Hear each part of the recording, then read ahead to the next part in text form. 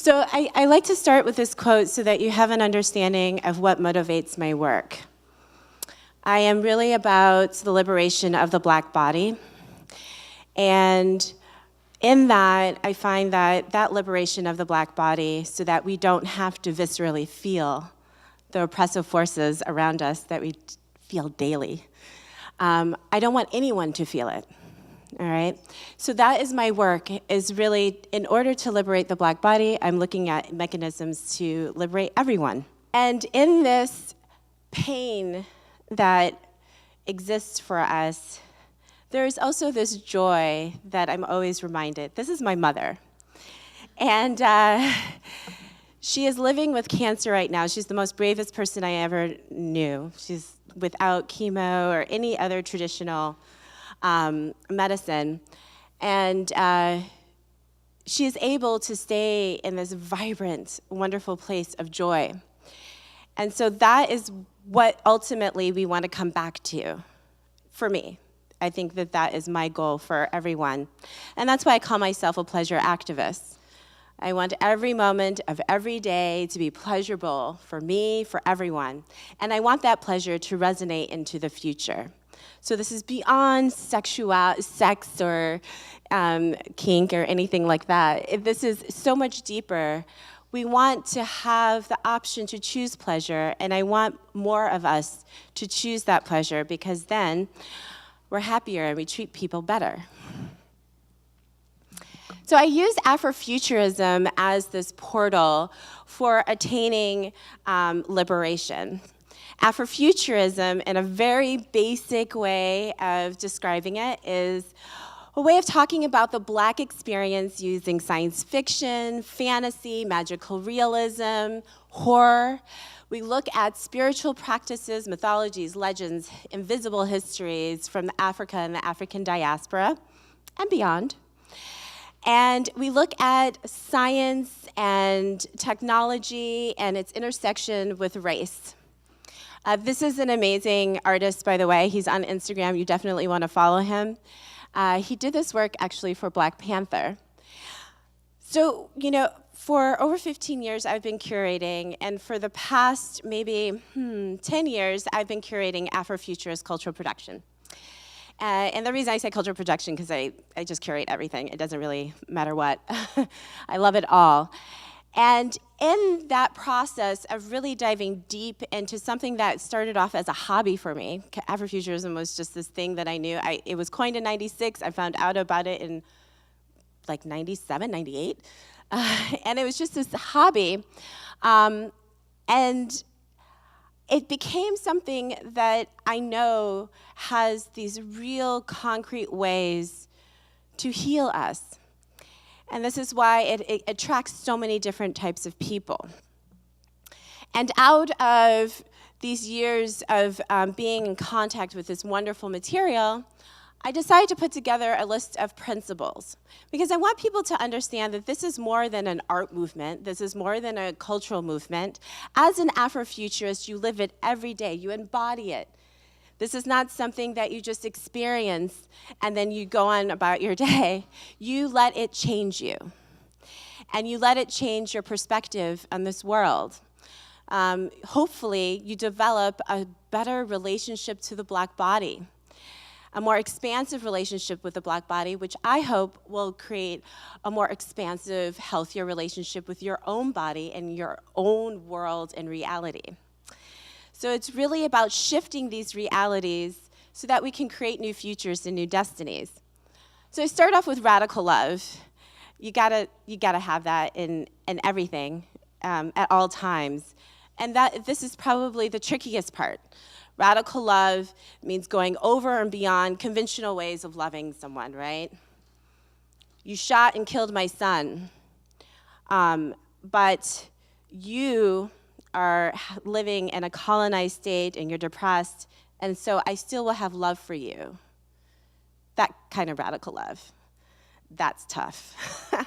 And we're always evolving and working towards that, right? We don't have to do that today, thankfully. Ancestral grounding is so important to me.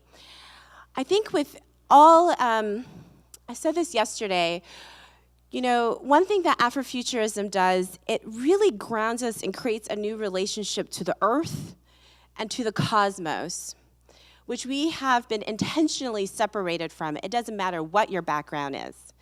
Because of the industrial era, because of capitalism, they had to separate you more and more and more so that you're just become a laborer and a worker. It is the spirituality that centers us and that connects us with other human beings. And it's our ancestors that inform our reality in the present. One thing about Afrofuturism, time is a construct. It starts breaking down, so it's no longer linear, past, present, future, just going that way. Future is in the now, so is the past. It is this wonderful multi-dimensional dance that happens. And as a result, I always ask that you always ask about your own work, what would the ancestors say? What would the ancestors say about how you're living today? What would the ancestors say about the work that you're doing and how you're servicing your communities in this world? Co-creation, collaboration, I think we have a deep understanding of that. Trust and transparency is something that we're lacking in this world, of course, and we need more of that. Experimentation is extremely important. It's about the willing to take risks and to really push the envelope to see if we can actually create these utopias that I'm always dreaming of. Cooperative economics. And this is where it gets into this next phase that I'm going to talk about more. But I really believe that cooperative economics serves everyone. It's a really wonderful way to distribute wealth. And I already talked about pleasure. It's extremely important. Resilience. I think this is really the thing that Detroiters are known for, and I've learned so much about what it means to be resilient by living in Detroit. I returned home 8 years ago and saw how our city government literally has failed its residents and refuses to actually support any of those hyperlocal ecosystems that are being created to solve these problems, and instead penalizes and criminalizes. If you decide to mow a lawn, you will get a ticket and they will tell you to stop. A lawn that's not yours, right, of abandoned house. So it's that kind of resilience of, okay, so I can't do this, well, I'm gonna do this, I'm gonna do that, I'm gonna be agile, I'm gonna move, I'm gonna accept change, but I'm always have this goal of creating something that is gonna be healthy for my entire community. And transformation, we have to be willing to evolve and change and grow, and that is super important. 228 years, what do you think I'm talking about? So one of the things that I've come to understand is that the Black body, as we're seeking liberation, we're constantly distracted by struggling and being in survival mode. So how can I imagine when I'm working 2 jobs and my children are being shipped 40 minutes away from me to another school because they shut down the neighborhood school? How do I imagine any sort of futures? How do I even learn about crypto economics? Do I have time? No, I have no time. 228 years. It will take 228 years for the average Black family to accumulate the wealth of the average white family in this country. 228 years. That is a result of centuries of economic injustice simply because we could not participate. So when we're talking about liberation, we have to get into this nitty-gritty part, right? And this is me trying my best to figure out how to implement Afrofuturism in a real way. How do we, in a co-creative manner, close this racial wealth gap? And not just close it, make sure it never happens again, and make sure that everyone is prospering at the exact same time. Because it's not just about closing the gap. It's about creating an economy that would never create this level of harm or violence ever again. So I always ask, what are the tools to create this Wakanda? You know, Black Panther kind of started this really wonderful conversation because now we were able to actually visually see a Black utopia that actually the entire world is excited about, which is super fresh. I mean, usually when you're, but when you're centering the Black body, people are like, well, why is it Black, or why is it just for Black people, or whatever the hell, when every day, all day, shit is for white people every day, all day. I mean, what, we got the trend now. I'm so happy that they're talking about the hotel shampoo and conditioners. They're like only made for a certain type of hair.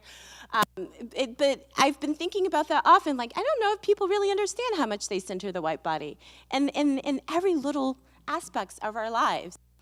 So, you know, it's not just really about just having this wonderful Wakanda, which I'm down for, but in real ways. If I'm in a country where the wealth gap is 228 years, and I'm dealing with economic injustice in this present moment, housing discrimination, the list is long, right? We're not getting paid as much as our white colleagues, so on and so forth. Then what real tools can actually kind of just address it, address a corner of that, just address a year of that 228 years? And this is why I started getting into blockchain technology. I ran for mayor of Detroit last summer. And in that process, I held co-creation sessions to learn more about what Detroiters think about the issues that we're facing. So I gathered everybody into my campaign office and presented the issue. And they range from adult literacy to expanding the creative economy, addressing air pollution. It goes on, and we talked about cryptocurrency. So I always wanted to create a universal basic income to address the 64% poverty rate in Detroit, and that's if you add the working poor. I just want that poverty cycle to end. I don't want it anymore. We got how many billionaires in this world? Why do we have poverty? So I thought that, okay, if Detroit created its own coin, maybe that would strengthen its local economy. And you know, and maybe blockchain technology could create a more efficient government, because government and these mistakes that they're making are actually causing the poverty cycle to continue. But honestly, I really didn't know what I was talking about, because cryptocurrency, blockchain technology is very, very complicated and confusing. But I presented it, and when I did, I was just embraced by the blockchain world and the community in Detroit. And it's in learning more and more about blockchain technology and the possibilities, I came to understand that in my effort to decolonize all of these systems and institutions that were never meant to service Black bodies, which matters for an 85% Black city, that, you know, we need to figure out a new system, and maybe decentralization might be that system. And so this is just a list of all the ways to decentralize, right? So because they're shutting down neighborhood schools, we need probably a decentralized education system, and hopefully it would be stronger curriculum. A decentralized autonomous government. We don't know what that really looks like on a city scale, but at least we have Liberland who's going to be experimenting with that. Do you know about Liberland, the micronation on the Danube? I met the president. It was really awesome. Anyways, it's a really interesting experiment to watch, because they're going to implement a decentralized justice system, a whole decentralized ecosystem within this micronation. And we need more of those experiments. So decentralized communication is really key for us in Detroit. 40% of Detroiters right now have no access to internet, which is a problem if we want to increase digital literacy. Marginalized communities are usually the last to be invited into a tech space, an emerging tech space. And I really believe now that we don't have to have that happen anymore. we can definitely make sure that everyone is on board right now. And hopefully they would be innovating in this space because we need more diverse voices in the blockchain space especially. So this is a mesh network that's going up through the Equitable Internet Initiative, EII, that's through Allied Media Projects. If you know Allied Media, the Allied Media Conference that happens every year, this is the same people who put that on. The man standing up there is Hiru. He's my brother. And 12 years ago, he created a mesh network with his friends in his neighborhood. And now, through EII, in 5 neighborhoods, they're creating mesh networks. So a mesh network is basically bouncing the internet signal so that everybody can have free Wi-Fi in that area, essentially. And so this is really important, right? If you're dealing with a 64% poverty rate, you can't afford the internet. And also, internet providers are not servicing certain areas simply because of the credit score of the area, not yours, but the entire area. Or they just give you really slow internet.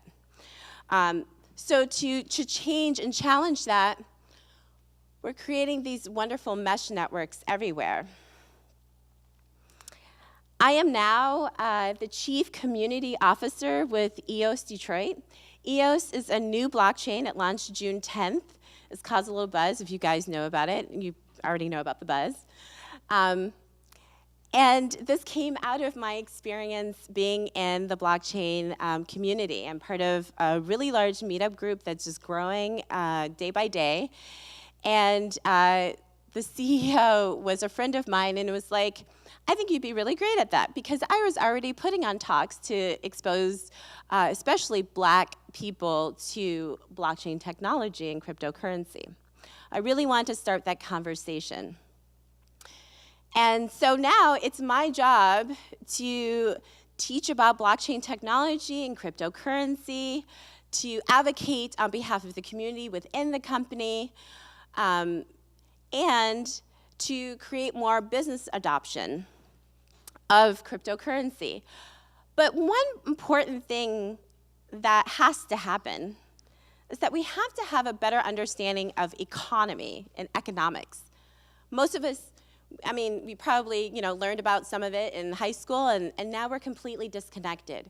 We don't know how our global economy actually functions and why it's functioning that way. But we do know that it's creating harm. And that every time I use fiat currency, I'm supporting policies that I most likely do not agree with.